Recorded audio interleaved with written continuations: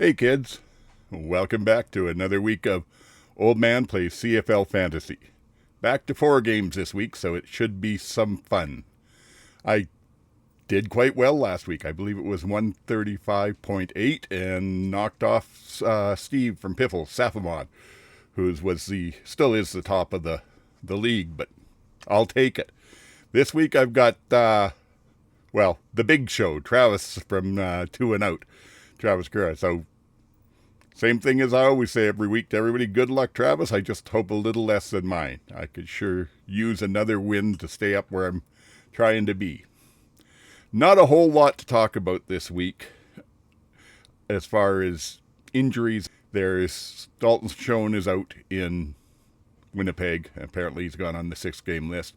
Pokey Wilson is back in there, so that might be something to think about if he's even available. We may have to look at that. I know last week Mackay Polk was not available, and he would have been maybe a good ad. Anyway, so there's that one. In Montreal, they've got the backup still in James Morgan, so I'm staying away from them. But they do have Tyson Philpott and Mac back, so there's something there. Now, take note, Sneed is playing, but he was limited all week in practice, so whether that'll impact what he does, I don't know. The other game impacted by injury a little bit is back to the Saskatchewan-Winnipeg one. Saskatchewan, they're down to their third string, one of the Onyekas. I think it's Koshi. But anyway, so that may impact that back end. We'll have to see how well they hold together. Something strange out of Edmonton. There had been a report I saw earlier in the week that both Serezna and Morgan had been put on the 6-game list, and yet they both show up on the depth charts.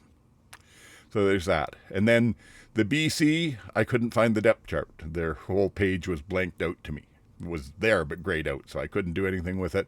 Checked the injury reports. Looks like they're going to be good to go. And frankly, that's probably the game that I want to load up on. Because if you look at it, BC at Ottawa, that Nathan and the BC offense, which is still very high in scoring and in total yards against an Ottawa defense that's a little better, but still pretty beaten up. So there's that. Hamilton at Montreal. Normally Bo's a great pick, but that Montreal defense has got Dequoy back. They've got apparently Mustafa Johnson back in the middle. Who else do they have? They have several people coming back anyway. So I'm not confident that Bo's going to put up the numbers this week. And of course, with Morgan at quarterback, I don't want to go Montreal. Oh, I didn't mention in Ottawa, Crum is also in, so it's another backup. Saskatchewan at Winnipeg, could be some good points to be had there, but who do you pick? That's part of the problem. I don't think Zach's got it anymore. Trevor may get some good yards and score against that Winnipeg defense, but at home it's a tough thing, so I'm trying to stay away from that a little bit. And as well, who knows what the Bombers are going to do with Brady. You'd think that they'd run him a lot more than last week, but they didn't then, so what about now? And then we're to Calgary and Edmonton. And hopefully, I'm fairly convinced that VA was quite sick last week playing, because he did not look himself. And hopefully a week later, he's looking better. So you might want to take some people there, but will it be Barnes? Will it be Alford? Will it be Philpott? I know someone who took Philpott last week and got like less than 10 points from them there. And so then Jones, there's lots to pick from, but maybe too much. So that's what my strategy is going to be. It seems to me like the two ones you'd want to pick from offense would be Calgary and BC, because they're going against a couple of the weaker defenses, and build it from there. I do, like I said, I have a better feel about Nathan than VA. But that's about all I've got to say this week, really. So let's fire up the fantasy on the old computer here, put a team together, and see what we get. And we said we wanted to start with Nathan at quarterback. Oh, he's up there at 15, but I think he's the best one for it. And then I'll want to team him up with a couple or at least one wide receiver from his team. So I'll put the Lions up here. And let's see, Hatcher at 14.5. I think he's worth it. He's going to get something. I don't really want to go Barry Hill. McInnes is pricey and not doing that well. So we got Cotoy or Eberhardt. I think I'm going with Eberhardt. I don't know, he's been coming on, I have a feeling there. So that means now we need a running back. And I could go with Butler from BC, but I don't know, I'm not feeling that here. So I'm going to look and see. I think AJ. Yeah, AJ's a good thing to go. So that leaves us 3 more with 17-2 to go with. So let's look for a defense, which I'm probably going to do strictly on price here. So I'll be looking for the lowest charged ones. And what do we have here? Red Blacks at 3-3 and Lions at 3-4. Of those two against Crum, I'm going to put the Lions in there. Hopefully they don't cost me any points. They might make me some.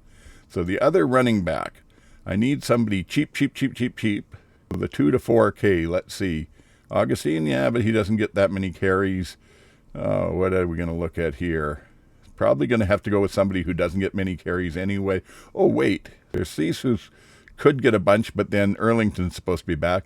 But Anderson scooped up a couple of touchdowns last week. Let's see if they use him some more in this game. He's a cheap one. If he doesn't get me anything, he doesn't. So that means flex now I'm left with, what do I have? 11.3. So I've got to go to this. Over 10. And let's see, what does that give me now here? Yeah, so 11.7. Brissett, I'm already above it. So Johnson, Addison maybe, or Smith. And that's it. So Johnson's usually good for at least a reasonable amount of points. Doesn't get a lot of touchdowns, but gets the yards. Anyway, make can't even talk. Make Nathan the captain. There we are. That was quick and easy this week. Bada bing, bada bang, bada boom. We're locked in. Okay, so that's about where we're at then. That's my picks, as usual. Use them at your peril. They come with no guarantees or promises. Other than that, all I've got is the usual. Please subscribe here on YouTube or on podcatchers here. Subscribe to the CFL Outsiders. Oh, hey, MJ's got a Instagram account up for the CFL Outsiders. So if you're on Instagram, take a look at what she's put up there. Some good stuff. We're growing. But the subscribes, the comments, the hit the like button, it's just a nice, easy way to help us out. And we really do thank you for the help that all of you have been, because channel's growing and we're loving it. I guess that's about all. Until next week, Oldman signing off.